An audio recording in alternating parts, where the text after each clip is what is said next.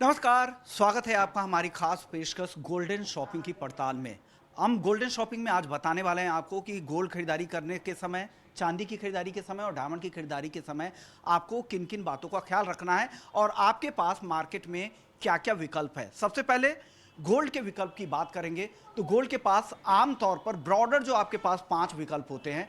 पहला, जो ज्वेलरी की जो खरीदारी होती है गोल्ड की, उसमें जो स्पॉट बाइंग होती है, ज्वेलरी के अलावा बार कॉइन्स आप खरीदते हैं। इसके अलावा जो दूसरा विकल्प आता है गोल्ड के खरीदारी में, वो है यहाँ पर गोल्ड बॉन्ड का, जो काफ़ी पॉपुलर विकल्प माना जाता है क्योंकि यहाँ पर 2.5% का सालाना आपको ब्याज भी मिलता है।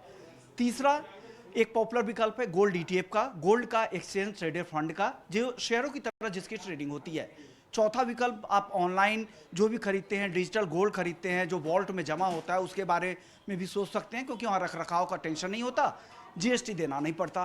पांचवा विकल्प गोल्डन शॉपिंग में है, वो है आपके लिए गोल्ड का फ्यूचर और ऑप्शंस। जो इन्फॉर्म लोग हैं, जो अवेयरनेस जिसके पास ज़्यादा है, वो फ्यूचर्स मार्केट के जरिए भी गोल्ड खरीद सकते हैं और घर पे डिलीवरी भी ले सकते हैं। तो ये भी विकल्प आपको वायदा बाजार के जरिए आते हैं। तो कुल मिलाकर कई सारे विकल्प हैं। लेकिन चलिए हम ज्वेलर से पड़ताल करते हैं कि गोल्डन शॉपिंग में अगर फिजिकल में किसी को गोल्ड खरीदना है तो किन बातों का ध्यान रखना चाहिए, क्या डिमांड ज्वेलर से करनी चाहिए, तमाम मुद्दों पर आज चर्चा करते हैं। लेकिन आज मैं खड़ा हूं देश के सबसे बड़े ज्वेलरी मार्केट जवेरी बाजार में। तो यहाँ तो सिर्फ बात होगी हाजिर बाजार की। हाजिर में किस तरह से आपको खरीदारी करनी है, हमारे साथ जाने माने ज्वेलर यूटीजेड के चेयरमैन कुमार जैन साहब है। शुक्रिया सर, आपने वक्त दिया ईटी नाउ स्वदेश को एक बार फिर से। सर, आमतौर पर लोग जब खरीदारी करते हैं तो उनके मन में कई सारे सवाल होते हैं। मेरा पहला सवाल होगा ज्वेलरी को लेकर ही, अगर मैं ज्वेलरी खरीदने आ रहा हूं, मैं कस्टमर हूं, तो मुझे किन चीज़ों का डिमांड करना चाहिए। एक एसोसिएशन के भी आप मेंबर रहे हैं तो उसके तौर पर भी बताइए, एक ज्वेलर के तौर पर नहीं, मुझे क्या क्या देखना चाहिए एक ज्वेलरी खरीदने समय। ये गोल्ड की ज्वेलरी है? बिल्कुल, ये गोल्ड की ज्वेलरी है, स्टडेड ज्वेलरी है। और इसमें हम सब कंप्लीट जितना स्टडेड ज्वेलरी है, सब जितने भी मटेरियल है, कुंदन है, विलंदी है, स्टोन है, सब लेस देते हैं। ये हॉलमार्क करवा के देते हैं। आजकल हॉलमार्किंग का सिस्टम चला हुआ है, हॉलमार्किंग पूरा होता है हर चीज़। और ये हॉलमार्किंग कस्टमर आता है, जैसे पहले सवाल यही करता है कि आपके गुड्स हॉलमार्क है। बिल्कुल, हम भी हाँ बोलते हैं, तो ये ज़रूरी है बहुत। ओके सर, हॉलमार्क पे जो HUID नंबर, जो 6 डिजिट का नंबर होता है, हॉलमार्क यूनिक आइडेंटिफिकेशन नंबर, जिसकी हम जांच कर सकते हैं BI स्क्वायर ऐप के जरिए, वो नंबर कहाँ पे होगा, एक बार अगर आप दिखा पाएं ज्वेलरी के अंदर सर।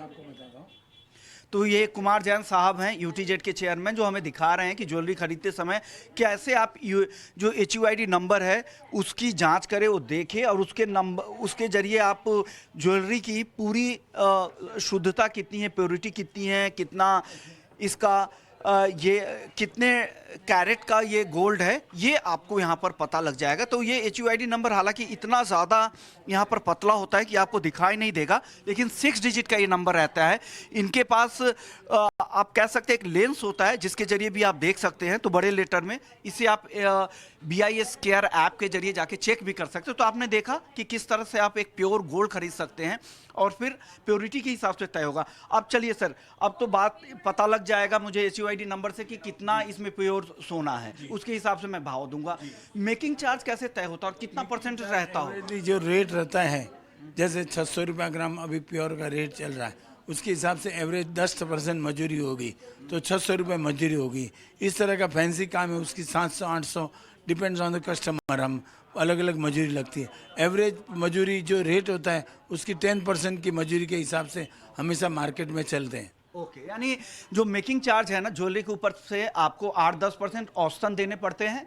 लेकिन जब फैंसी आइटम हो, काफ़ी डेकोरेटिव आइटम हो, जिसमें कारीगरी आपको काफ़ी देनी पड़ती है ज्वेलर्स को, वहाँ पर हो सकता है कि आपका मेकिंग चार्ज काफ़ी ऊपर की तरफ जाए। तो हमेशा कोशिश आप यही करें, मेकिंग चार्ज आप जब भी रीसेल के लिए जाएंगे तो मेकिंग चार्ज आपसे काट लिया जाता है। बिल्कुल, प्लेन गोल्ड का 10% रहेगा। ऐसा फैंसी सोना रहेगा उसका 1800, 800, 1000, 1200 डिपेंड्स ऑन द शोरूम। जैसे सब अपनी अपनी मजूरी लेते हैं। अब कोई बड़े शोरूम में चले जाओगे तो उसके 1700-1800 रुपये मजूरी है, तो हमारे जैसे नॉर्मल शोरूम में आओगे तो आपको 1200 रुपये मजूरी है। ये फैंसी काम की, सादे काम की प्लेन गोल्ड की 600 रुपया ग्राम आज सोने का भाव है तो 600 रुपये मजूरी होगी। इस तरह से मजूरी में वेरिएशन होता है। सर, अब बात करते हैं ग्रॉस वैल्यू और नेट वैल्यू की। नेट वैल्यू में तो सिर्फ गोल्ड का प्राइसेस आ गया, ग्रॉस वैल्यू में इसके जो स्टडेड ज्वेलरी है, जो अलग अलग आपने इसमें जेम्स और ये लगा रखे हैं, जड़ाऊ है पूरा ज्वेलरी, तो इसके प्राइसिंग कैसे तय होते होंगे? गोल्ड का तो आपने तय कर लिया कि जितना भी ग्राम है गोल्ड का लगा लिया। हमेशा शोरूम वाला जो देख के देता है, पक्का बिल ले लो आप उससे का वैल्यू करके, हमेशा बिल में सब वो डिटेल आ जाती है कि स्टोन कितना है, स्टडेड ज्वेलरी कितनी है, पूरी डिटेल आ जाएगी उसकी। एक पक्का बिल ले लो हमेशा बस। ओके सर, लेकिन जो स्टोन्स हैं, ये जो कुंदन जड़ाऊ वगैरह लगे हुए हैं, पत्थर लगे हुए हैं, इसके वैल्यू कैसे तय होंगे? नहीं, उसका हमेशा फिक्स रेट रहती है, हमेशा हर चीज़ की वैल्यू रहती है। शोरूम पे आप विश्वास कर दो और वो अपने हिसाब से कैलकुलेट करके देता है। जेन्युइन आप लिख के ले लो, पक्का बिल ले लो और बस उसके हिसाब से टोटल आगे चलता है। ओके सर, जब स्टोर में कोई रीसेल के लिए वापस आता है, मान लीजिए ये मैं लेके गया, दोबारा इसको खरीदने के लिए वापस से आया, आपस से बेचने के लिए आपके शॉप पे आया, तो इसके क्या प्राइसेस मिलेंगे जो स्टोन्स वगैरह लगे हुए हैं? स्टोन की प्राइजेस नहीं मिलती है इसमें, जितना गोल्ड रहेगा नेट उसकी प्राइजेस मिलती है हमेशा, उसकी पूरी प्राइस देते हैं। स्टोन बिल्कुल आप लेके गए, इसको यूज़ किया, इसको एंजॉय किया, पहन के आप एंजॉय करते हैं और उसके बाद में स्टोन की वैल्यू नहीं मिलती है। ओके, तो ये चीज़ें जाननी इसलिए ज़रूरी है क्योंकि आपने तो खरीदारी दिखावे और शो ऑफ वगैरह के लिए, आप फ्लॉन्ट करने के लिए ले लिया है, लेकिन जब आप बेचने आते हैं तो गोल्ड की वैल्यू ही आपको वापस रीसेल में मिलती है, ये जानना बिल्कुल जरूरी बिल्कुल, गोल्ड की वैल्यू आपको रीसेल में पूरी मिलती है। है। ओके जिस मार्केट रेट रहेगा उस रेट के हिसाब से आप सीधा गोल्ड जितना भी है आपको उससे मल्टीप्लाई करके आपको पैसा मिलेगा। चलिए, दिवाली की शॉपिंग करने के लिए यहाँ पर कुछ कस्टमर्स भी हैं, उनसे भी बात कर लेते हैं कि वो जब गोल्ड की खरीदारी करते हैं तो किन बातों का ध्यान रखते हैं।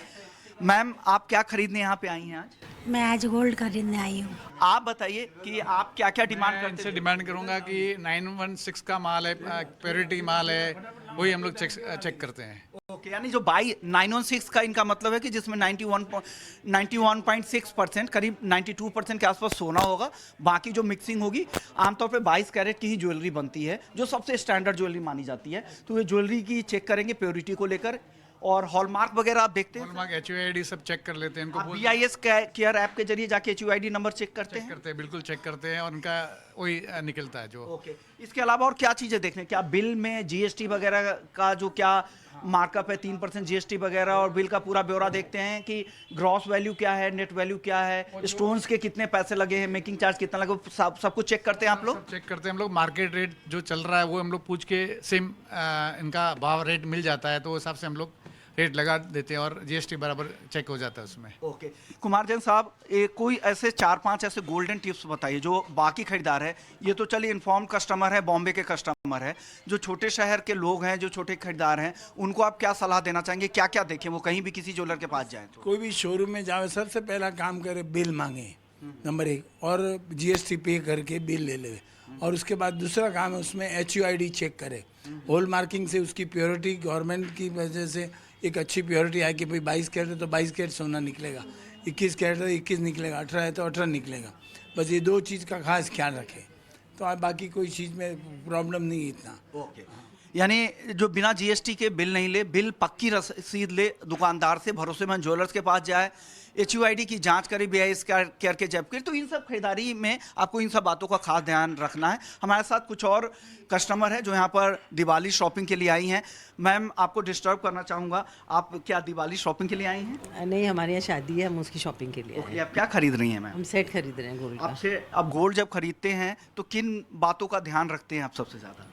सबसे पहले तो हमको डिज़ाइन पसंद आनी चाहिए। और डिज़ाइन के अलावा प्योरिटी? हाँ, प्योरिटी भी हमको यहाँ का, हमेशा हम यहाँ से खरीदे हैं, ओके तो उतना हमको है कि हाँ यहाँ प्योरिटी मिलेगी हमें, ओके तो हम लोग ज़्यादा डिज़ाइन पे वो करते हैं। ओके। मैम, आप क्या खरीद रही हैं? हम लोग भी साथ ही में आए हैं, वही लेने, शादी की शॉपिंग करने के हिसाब से आए हैं। ओके, चलिए, शुक्रिया मैम, आपने वक्त दिया।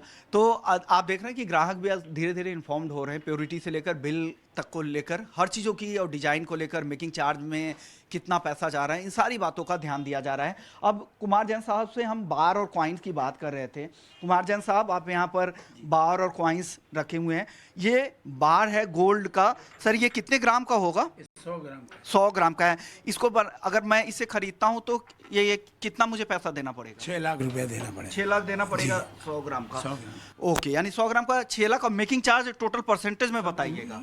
नहीं, इसमें मेकिंग चार्ज इंक्लूड आता है। ओके, और ये 24 कैरेट है? जी, ये 24 कैरेट। ओके।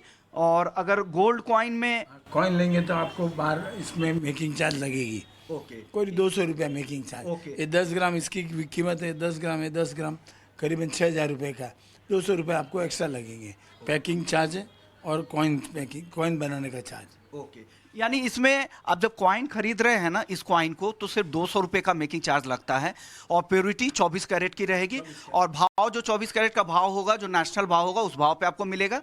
और 3% आला, क्योंकि आप फिजिकल खरीद रहे हैं तो 3% का जीएसटी ऊपर से देना पड़ता है। लेकिन अगर आप इन्वेस्टमेंट के हिसाब से खरीदते हैं, आपको लग रहा है कि भविष्य में मुझे ज्वेलरी बनवानी है, तो इस तरह के प्रोडक्ट भी आप खरीद सकते हैं जहाँ पे मेकिंग चार्ज बहुत ही मिनिमल रहता है और आप 24 कैरेट की शुद्धता वाली होंगे। फिर आप कुमार जैन साहब के पास आके दीजिए और वो ज्वेलरी बना के आप जी बिल्कुल बिल्कुल बिल्कुल। हम तो इस तरह उसके बाद मेकिंग चार्ज देना पड़ेगा। तो इस तरह के प्रोडक्ट भी आप खरीद सकते हैं। इसमें मेकिंग चार्ज नहीं है, ये प्रोडक्ट में मेकिंग चार्ज नहीं है।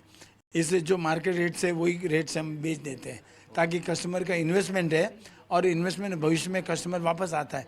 जब ऑर्नामेंट्स बनाता है तब हम इसमें से मेकिंग चार्ज लेते हैं। ओके, तो ये भी अच्छा तरीका है। जब घर में कोई शादी अगर फ्यूचर्स में आपको होनी है तो ये 100 ग्राम की अगर आप गोल्ड बार खरीद लेते हैं, कोई मेकिंग चार्ज नहीं है। हो सकता है कि भाव उस समय जब आपके घर में कोई शादी हो बहुत महंगे हो गए हों, तो उस दौरान आप आएँ ज्वेलर के पास, मेकिंग चार्ज दे, जो कारीगर की मेहनत आना होती है, ऊपर से थोड़े बहुत मार्कअप इनको भी दे, मार्कअप लगा के फिर आप अपने मनपसंद ज्वेलरी यहाँ पर बनवा सकते हैं। बिल्कुल सही, एकदम सही आपने कहा, एग्जैक्टली यही तरीका होना चाहिए। ओके, तो हम कोशिश यही कर रहे हैं कि गोल्डन शॉपिंग में लोगों को बताना कि गोल्ड खरीदारी में आपको क्या क्या ध्यान रखना है, कि ताकि आप जब भी खरीदारी करें तो किसी तरह का नुकसान ना हो और फ्यूचर्स में रीसेल वैल्यू के हिसाब से भी आपको बेहतर भाव मिले, क्योंकि गोल्ड सिर्फ शॉपिंग के लिए नहीं, इन्वेस्टमेंट के हिसाब से भी खरीदा जाता है। इसलिए हमारी कोशिश ये जारी है। आइए कुछ और ज्वेलर से बात कर लेते हैं। सर, गोल्डन शॉपिंग के टिप्स हम लोगों को बता रहे हैं, गोल्ड खरीदारी में किन किन बातों का ध्यान रखना चाहिए, क्या सलाह देंगे आप? गोल्ड परचेज़ के लिए ज़्यादातर आजकल हॉलमार्क हो गया है, तो कोई भी प्रोडक्ट आप लो, चाहे बड़े से बड़ा या छोटा 2 ग्राम तक हो, तो उस पर आपको हॉलमार्क करके मिलेगा। वो चीज़ किधर भी जाओ उसके दुकान में एक मैग्नीफाइंग ग्लास होएगा जो उससे आप चेक कर सकते हो, उसका कोडिंग चेक कर सकते हो। वो कोडिंग को आप ऐप पे डाल के चेक कर सकते हो कि आपकी वही चीज़ है कि नहीं, सही है कि नहीं, कौन सा आपका डिस्ट्रीब्यूटर लाइसेंस नंबर आता है उसमें, ये सब चीज़ें आती है। और ये सब चीज़ें देख के ही ज्वेलरी कस्टमर ले सकते हैं और एकदम जेन्युइन चीज़ मिलेगी उनको। ज्वेलरी आमतौर की गोल्ड ज्वेलरी कितने कैरेट में ज़्यादातर आमतौर पे बनती है? जो स्टैंडर्ड ज्वेलरी जो बनाए जाते हैं गोल्ड में, वो कितने कैरेट की होती है? ज़्यादातर 22 कैरेट की ज्वेलरी होती है। जो प्लेन गोल्ड की होती है, एंटीक होती है, वो सब ज़्यादा 22 कैरेट में बनती है। फिर जो डायमंड स्टडेड या स्टोन स्टडेड होती है वो आजकल 18 और 14 में बननी चालू हो गई है। और फिर भी ज़्यादातर 22 का ही माल मिलेगा, पर आपको 18 और 14 के भी माल आजकल अवेलेबल होती है। ओके सर, कोई अगर ज्वेलरी, अगर स्टडेड ज्वेलरी की आप बात कर रहे थे, अगर स्टडेड ज्वेलरी को अगर रीसेल के लिए आता है तो आप डिडक्ट क्या करते हैं? क्या सारे स्टोन्स वगैरह के कोई पैसे नहीं मिलते और मेकिंग चार्ज के भी कटती होती? देखिए, अगर प्रेशियस स्टोन है तो उसका 50% कॉस्ट है, बाकी सेमी प्रेशियस है और अगर नॉर्मल स्टोन्स है तो उसका कोई रिटर्न वैल्यू है नहीं। और डायमंड का जो है वो आज की तारीख में 10 से 15% का डिडक्शन है। विलेंदी आप लो तो उसमें 25% का डिडक्शन है। और गोल्ड का जो है वो फुल वैल्यू मिलता है। कोई भी रिटेलर या कोई भी गोल्ड वाला आपको उसका फुल एक्सचेंज वैल्यू दे देता है, तो गोल्ड का कोई प्रॉब्लम नहीं है। और गोल्ड का रेट भी अप्रिशिएट होता है, तो एक जो लगता है आपको स्टोन में लॉस हो रहा है वो गोल्ड में इजीली कवर हो जाता है ओवर द ईयर्स। ये अच्छी बात आपने कही कि जो स्टोन्स में जो आपका नुकसान होता होगा, मेकिंग चार्ज में नुकसान होता होगा, वो गोल्ड के भाव जो बढ़ते हैं ना, उससे आपका कवर हो जाता है। चांदी के काफ़ी प्रोडक्ट्स आपने रखे हैं, तो चांदी की भी बात कर लेते हैं। ये चांदी का बार है 999 प्योरिटी का, 200 ग्राम का बार है। सर, इसकी कीमत क्या होगी? इसकी आज कीमत होगी 15,000 रुपये। चांदी का रेट चल रहा है 75,000, तो 200 ग्राम की कीमत होगी 15,000। और आज देखा जाए तो काफ़ी नीचे पे ही चल रहा है चांदी, और नीचे से थोड़ा ऊपर आया है। जहाँ पे एक हाई रेट देखा था 78-80,000 का पहले, वो आज वो वापस 70 से थोड़ा ऊपर आया और दिवाली के हिसाब से और ऊपर बढ़ते जा रहा है। तो इसमें लोग आ रहे हैं, इन्वेस्ट भी कर रहे हैं, और ऑस्पिशियस टाइम चल रहा है, तो अच्छा मुहूर्त चल रहा है जहाँ पे लोग एक खाली सुकून के लिए चांदी या सोना ले जाते हैं और अपने घर में रखते हैं, उससे उनको काफ़ी बरकत मिलती है। ओके सर, ये बार है तो चांदी के बार के मेकिंग चार्ज क्या लगते होंगे? चांदी के बार के मेकिंग चार्ज से ग्राम पे 2 रुपये लगते हैं, तो समझिए 200 ग्राम का हो गया 400 रुपये। ओके 400 रुपये में आपको 200 ग्राम के चांदी के बार मिल जाएंगे, यानी मेकिंग चार्ज बहुत ज़्यादा नहीं है, बहुत नॉर्मल मेकिंग चार्ज में आपको फिर चांदी फ्यूचर्स में अगर कुछ बनवाना हो तो इस बार के जरिए आप बनाते हैं, अगर आपके पास कोई लेके आएगा तो। जी हाँ, ये बाहर एकदम प्योर है। इससे अगर कुछ भी बनाना है तो डायरेक्ट उसको कारीगर को दीजिए, उसको मेल्ट करके उसको जो फॉर्म में डालना है वो फॉर्म कर देते हैं। गोल्डन शॉपिंग में अब तक हमने गोल्ड की बात कर ली, लेकिन चांदी का जो दायरा है ना वो काफ़ी बड़ा है। तो चांदी की शॉपिंग में आपको क्या ध्यान रखना चाहिए, किन किन बातों को देखें, ज्वेलर से आप क्या डिमांड करें, कौन कौन से प्रोडक्ट बाजार में मौजूद है चांदी के, और किन प्रोडक्ट की क्या खासियत होती है, किस प्योरिटी में ये बनती है, और आपको क्या क्या बिल में देखना चाहिए, तमाम मुद्दों पर आज बात होगी। हमारे साथ सिल्वर एम्पोरियम के MD मिस्टर राहुल मेहता मौजूद है। शुक्रिया राहुल जी, आपने वक्त दिया ईटी नाउ स्वदेश को। सर, चांदी का दायरा ना काफ़ी बड़ा हो जा रहा है, तो लोगों में कंफ्यूजन भी काफ़ी ज़्यादा है। कोई भी प्रोडक्ट खरीद रहे हैं तो किस क्वालिटी की खरीदे, तो एक एक प्रोडक्ट की मैं आज बात करने वाला हूँ। ये अलग अलग यूटेंसिल्स है या डेकोरेटिव आइटम्स है। सर, ये इसकी प्योरिटी क्या होती है आमतौर पर? देखो, चांदी के बर्तन जो हम लोग जो बनाते हैं, मैन्युफैक्चरिंग करते हैं, हम लोग सारा सामान 925 हॉलमार्क में ही बनाते हैं। ओके। तो कोई भी सामान छोटे से छोटा या बड़े से बड़ा सामान हो तो क्वालिटी स्टैंडर्ड जो इंटरनेशनल स्टैंडर्ड होता है 925 का, स्टर्लिंग जो सिल्वर। स्टर्लिंग सिल्वर, तो हम लोग वही मेंटेन करते हैं और वही प्रोडक्शन करवाते हैं। ओके। और सर, ये चांदी आती कहाँ से होगी? स्टर्लिंग सिल्वर के बारे में, स्टर्लिंग सिल्वर के बारे में थोड़ा सा ब्रीफ अगर दे दे तो लोगों का क्लैरिटी दूर हो जाए। स्टर्लिंग सिल्वर काफ़ी लोगों के मन में डाउट होता है कि स्टर्लिंग मतलब प्योर चांदी या क्या परसेंटेज की चांदी होती है। स्टर्लिंग सिल्वर मतलब चांदी होती है 92.5 तंज की, 925% की जो चांदी होती है उसको बोलते हैं अपन स्टर्लिंग सिल्वर। 925 का इसमें सिल्वर का होता है और 7.5% कॉपर यूज़ होता है, तो वो दोनों का एलॉय मिक्सिंग के यूज़ ही होता है ताकि बर्तन अच्छे बनते हैं। ओके। बाकी प्रोडक्ट्स लेवल पे अगर हम बात करें, मान लीजिए ये डेकोरेटिव प्रोडक्ट है, कई तरह के कई यूटेंसिल्स है, क्या ये भी 92.5 स्टर्लिंग सिल्वर में बनी है? सामान आप जो लोग छोटे से छोटा सामान ले लो या बड़े से बड़ा सामान ले लो, हम लोग सब एक ही क्वालिटी मेंटेन करते हैं 925, क्योंकि वो इंटरनेशनल स्टैंडर्ड होता है। और जब ग्राहक सामान खरीदता है और जब आने वाले 5 साल 10 साल बाद में उसको कभी बेचना हो, रिप्लेस करना है, तो उसको ये तो गारंटी होती है कि मेरे पास माल शुद्ध पड़ा हुआ है, कि उसका पैसा मेरे पास पूरा आएगा। ओके। और ज्वेलरी भी 92.5 के अलावा किसी और ग्रेड में बन सकती है क्या? जी, ज्वेलरी में पायल में काफ़ी ध्यान देना पड़ता है, क्योंकि पायल में चालू होता है 40 टन से लेके 92.5 तक। तो जब पायल खरीदते हैं तो पायल में काफ़ी वेरिएशन होते हैं प्योरिटी। बाकी सिल्वर ज्वेलरी की देखने जाए तो मेजॉरिटी जो क्वालिटी बनती है वो 925 की बनती है। सर, चलिए मैं थोड़ा सा आपके स्टोर को देखना चाहूँगा, क्योंकि ग्रैंड स्टोर है और आप लीडर भी है चांदी के सेगमेंट में। आप चांदी का रेंज देख सकते हैं, कितना बड़ा रेंज है। भगवान की मूर्ति, पूजा सेट से लेकर डेकोरेटिव आइटम, किचन वेयर, तमाम तरह की चीज़ें। ज्वेलरी तो आमतौर पर बचपन से ही देखते आए हैं, लेकिन अब जो दायरा जैसे जैसे देश में मिडिल इनकम ग्रुप बढ़ रहे हैं, उसके साथ साथ चांदी का दायरा भी, इसकी डिमांड भी बढ़ रही है। सर, ये तमाम इस तरह के प्रोडक्ट है, कोई भी खरीदे, एक ज्वेलर से उनको क्या डिमांड करना चाहिए? कभी भी कोई भी सामान ले रहे हैं तो सबसे पहले क्वालिटी क्या है उस पर काफ़ी ध्यान रखना चाहिए। कोई भी बर्तन ले आप 925 वो ज़रूरी है, और हर एक प्रोडक्ट पे स्टैंप होना चाहिए। चांदी में हॉलमार्किंग मैंडेटरी नहीं है, मगर आप कभी भी कोई सामान लेते हो तो ग्राहक या कोई भी स्टोर से लेते हो उसको बोलो कि मुझे चांदी का हॉलमार्किंग करके दो। और क्योंकि जब आप 5 या 7 साल 10 साल जब भी चांदी रिप्लेस करने जाओगे तो उसका आपको शुद्धता, उसका पैसा पूरा वापस आएगा। ओके। सर, चांदी की हॉलमार्किंग आप कैसे करते होंगे? क्या कोई असेइंग सेंटर है या आपके खुद के एक्सरे मशीन वगैरह से आप प्योरिटी की जांच करते हैं, कैसे होगा? चांदी के देखो जो क्वालिटी स्टैंडर्ड होता है हमारी फैक्ट्री में भी हम लोग इंटरनली चेक करते हैं क्या होता है, मगर इंटरनल चेक के बाद में थर्ड पार्टी सर्टिफिकेशन जैसे BIS हॉलमार्क अप्रूव होता है तो आप थर्ड पार्टी सेंटर्स पे भेजते हैं जो गवर्नमेंट अप्रूव होते हैं, वहाँ पे सर्टिफाई होकर बर्तन वापस आते हैं, फिर वो कस्टमर्स को डिलीवर होते हैं। ओके। सर, अब बात कर लेते हैं हम जो डेकोरेटिव आइटम्स में भी कुछ पूजा के सेट के कॉइन्स वगैरह की, तो इसके प्राइसिंग कैसे तय होते हैं? मेकिंग चार्ज को लेकर भी मुझे कुछ बात करनी है, तो एक एक प्रोडक्ट पे मैं आपसे बात करना चाह रहा हूँ। जैसे ये भगवान की मूर्ति है चांदी की, तो इसमें मेकिंग चार्ज कितना जाता होगा? क्योंकि डेकोरेटिव आइटम है तो एक कारीगर का भी काफ़ी मेहनत जाता होगा। इसमें देखो हर एक प्रोडक्ट पे सबसे पहले ये देखना चाहिए कि पीछे प्योरिटी का स्टैंप है कि नहीं है। आप कोई भी बर्तन उठाओगे तो उसके अंदर क्या प्योरिटी की है, शुद्धता हम लोग हर एक प्रोडक्ट के पीछे लिखी हुई होती है। तो इसमें 925 लिखा हुआ है। सर, आप तो लीडर है, अगर छोटे शहरों में अगर कोई खरीदता है, क्या इस तरह की प्योरिटी वाली चांदी मिल पाएगी? 100%। अब अच्छे दुकानदार के पास जाइए, उसको बोलो कि मुझे सही सामान चाहिए, उसको क्वालिटी स्टैम्प वाला प्रोडक्ट चाहिए, हॉलमार्किंग चाहिए, तो देगा। और आज के रेट में क्वालिटी के स्टैंडर्ड इतना अच्छा हो गया है कि आपको हर एक छोटे स्टेयर के अंदर भी आपको सही क्वालिटी मिल रही है। ओके। यानी जब भी आप खरीदारी चांदी की खरीदने जाए ना, तो किस क्वालिटी के है, किस ग्रेड की ये चांदी है, उसकी डिमांड करें, हॉलमार्किंग वाली ही ले, ताकि आपको रीसेल में कोई दिक्कत नहीं। सर, एक चांदी के खरीदारों के लिए कोई 2-3 ऐसे टिप्स, क्या क्या ध्यान बिल में और क्या क्या ध्यान से उनको देखना चाहिए? देखो, सबसे पहले एक ही होना चाहिए कि प्रोडक्ट के पीछे प्योरिटी स्टैंप है कि नहीं, वो चेक करना चाहिए। साथ में स्टैंपिंग के साथ में आप उसको, आपके दुकानदार पे, आप जिससे भी सामान ले रहे हो उस पर ट्रस्ट करो। मैं नहीं बोलता आप किसी पे ट्रस्ट मत करो।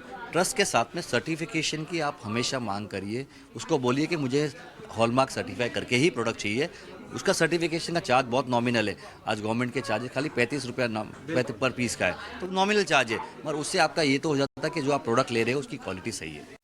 चांदी की सर प्योरिटी की अगर जांच करनी हो, हॉलमार्किंग देखनी हो, तो एक बार वो दिखा पाएंगे जो टंकन करके जो नंबर डाला जाता है? क्योंकि मैं बहुत बार असेइंग सेंटर पर गया हूँ, टंकन करते हुए देखा है। तो चांदी की कैसी दिखती है? सो जैसे अभी देखो, ये हमारा इसमें 2 टाइप के स्टैंप है। एक हमारा फैक्ट्री का स्टैंप है, जैसे आपने फैक्ट्री में 925 का प्रोडक्ट बनाया, और बाद में ये थर्ड पार्टी सर्टिफिकेशन जो हॉलमार्किंग सेंटर में होता है, जिसमें ये BIS का मार्क हो गया, चांदी की प्योरिटी क्या है वो आ गया, कौन से हॉलमार्किंग सेंटर में आया उसका मार्किंग आ गई, और जो मैन्युफैक्चर है उसकी मार्किंग आ गई। तो इस तरह से ये चांदी के हॉलमार्किंग का स्टैंप रखती है हर एक प्रोडक्ट के पीछे। ओके, यानी आप साफ तौर पे आप देख सकते हैं कि BIS का यहाँ पर लोगो है। 92.5 यानी 92.5% यहाँ पर चांदी है, बाकी मेटल्स की मिक्सिंग होगी। और कहाँ पे इसके मैन्युफैक्चरिंग हुआ है उस फैक्ट्री का, और तो पूरी डिटेल आपको यहाँ पर जैसे गोल्ड में मिलती है ना, वो चांदी पे भी मिल जाती है। लेकिन आपको जेन्युइन ज्वेलर के जो चांदी के कारोबारी है उनके पास जाना होगा, पूरी डिटेल मिलेगी। फिर आप रीसेल को लेकर चिंता नहीं होगी, क्योंकि आमतौर पे राहुल जी होता क्या है कि जो लोग चांदी खरीदते हैं ना, तो रीसेल वैल्यू को लेकर उनको सबसे ज़्यादा चिंता होती है। और जब चांदी के दाम काफ़ी ज़्यादा बढ़ जाते हैं तो मार्केट में आते हैं तो बोलते हैं कि जो कारोबारी है उन्हें बेहतर भाव नहीं दे रहे। तो भाव कैसे देंगे? जब आप चांदी बेहतर खरीदेंगे तभी तो भाव देंगे। मैं ये बोलना चाहता हूँ कि आप आपके जो भी आपका ट्रस्टेड ज्वेलर उसको ट्रस्ट करो, मगर उसको सर्टिफिकेशन भी इंसिस्ट करो। सर्टिफिकेशन देगा आपको। हॉलमार्किंग सेंटर सब जगह इंडिया में स्प्रेड है। आप उसको बोलोगे हॉलमार्किंग करके दो, तो प्रोडक्ट हॉलमार्किंग करके आएगा, और नॉमिनल चार्ज है। तो एक छोटी सी आप अगर पहल करोगे, अपने ज्वेलर को पूछोगे, तो आगे आपका फ्यूचर जो आपने इन्वेस्टमेंट किया है वो सिक्योर रहेगा लाइफ लॉन्ग तक। अब गोल्डन शॉपिंग में हम बात करेंगे हम डायमंड की शॉपिंग की। डायमंड खरीदने में आपको किन बातों का ख्याल रखना चाहिए? हमारे साथ डायमंड के बड़े कारोबारी है। सर, आप अपना नाम पहले बता दीजिए। I am Jeetu from UT Zavariya and Sons। Sir, diamond खरीदारी में किन बातों का ध्यान रखना चाहिए? क्वालिटी है, कलर है, नेचुरल है कि CVD है, सब चेक करना चाहिए भी। ओके, आम आदमी कैसे पहचाने कि ये डायमंड की प्योरिटी क्या है? आम आदमी नहीं पहचान सकता है, वो सर्टिफिकेट ही लेना पड़ेगा, या उसको ट्रस्ट। डायमंड का ज्वेलरी तो सब ट्रस्ट से होता है। अगर कोई नेचुरल डायमंड खरीदने आता है तो कौन कौन से सर्टिफिकेट की डिमांड करनी चाहिए ज्वेलर से? नॉर्मली तो IGI करते हैं, IGI, EGL है, 2-3 IGI सर्टिफिकेट। और EGL, और इंडिया की भी कोई जेमियोलॉजिकल इंस्टीट्यूट है जिसका सर्टिफिकेट आप जारी कर? IGI है। ओके, और EGL वगैरह यूरोपियन जेमियोलॉजिकल इंस्टीट्यूट की सर्टिफिकेट है। एक अभी नया CGL भी है। हाँ, SGL के सर्टिफिकेट की डिमांड। और डायमंड शॉपिंग जो करने आते हैं उनको और कौन कौन से ऐसे टिप्स आप देना चाहेंगे, किन किन बातों की डिमांड करें? क्योंकि आप अपने ज्वेलर, चलिए मुंबई का मार्केट है, इन्फॉर्म मार्केट है, तो कोई दिक्कत नहीं है। छोटे शहरों में जो डायमंड खरीदते हैं उनके लिए क्या सलाह है, क्या डिमांड करें? नहीं, पर डायमंड आप जिनसे लो उनसे आपको ट्रस्ट है बहुत। कोई भी नए आदमी से मत लो, जिधर आपको ट्रस्ट है उधर से ही डायमंड लीजिए, बहुत ज़रूरी है। बिकॉज डायमंड ज्वेलरी वापस रीसेल करने जाते हो उनके पास ही जाना पड़ेगा। It is not like gold कि आप किधर भी बेच सकते हो। मान लीजिए अगर मैं इसमें से कोई रिंग लेके जाता हूँ और फिर आप वापस आपके पास आता हूँ, तो रीसेल वैल्यू कैसे आप कैलकुलेट करेंगे? हम लोग 100% बायबैक देते हैं। 100% बायबैक करेंगे आप? 100%। तो डायमंड के जो स्टोन्स होंगे उस पे भी और गोल्ड पे भी, दोनों? खाली आपकी लेबर जाएगी, 100% बायबैक। ओके सर, आजकल नेचुरल के बाद अब जो लैब ग्रोन डायमंड है वो भी काफ़ी तेज़ी से पॉपुलर हो रहा है, और पैरेलली एक इंडस्ट्री खड़ी हो गई है। क्या लग रहा है, क्या वो वहाँ पर ज़्यादा ग्रोथ आपको दिख रहा है? जो CVD डायमंड है वो आम आदमी लोग के लिए है। मीन्स जो पहले अफोर्ड नहीं कर सकते थे, आज की तारीख में वो भी ले सकते हैं। हाँ, पर जो नेचुरल लेना चाहता है वो नेचुरली लेगा, बिकॉज CVD की रीसेल वैल्यू 0 है आज की तारीख में। CVD जो लैब ग्रोन डायमंड है उसके लिए कौन कौन से सर्टिफिकेट जारी किए जाते हैं? उसके लिए भी IGI आता है। और उसकी रीसेल वैल्यू क्या नेचुरल जैसी है या बहुत कम है? CVD की रीसेल वैल्यू 0 है। ओके, 0 रीसेल वैल्यू है। लेकिन आप गोल्ड में लगा के देते होंगे, गोल्ड का पैसा आ जाएगा आपको, लेकिन डायमंड का कोई वैल्यू नहीं रहते हो। ओके, कि उसकी प्राइस कंसिस्टेंसी नहीं है। सर प्राइसिंग की बात कर लेते हैं। आमतौर पे सॉलिटेयर्स वगैरह के जो रेंज होते हैं कहाँ से शुरू होते हैं? सोल्डर का रेंज आप स्टार्ट होता है 30,000 से लेके 10 लाख तक का। जो नॉर्मल लोग लेते सब। मान लीजिए कि एक नॉर्मल रिंग अगर ले रहे हैं तो उसकी प्राइसेस क्या किस तरह से गिरती हैं? 30,000 से स्टार्ट होता है और 10 लाख तक जाती है, वो जैसा स्टोन। शुक्रिया सर, आपने वक्त दिया हमें।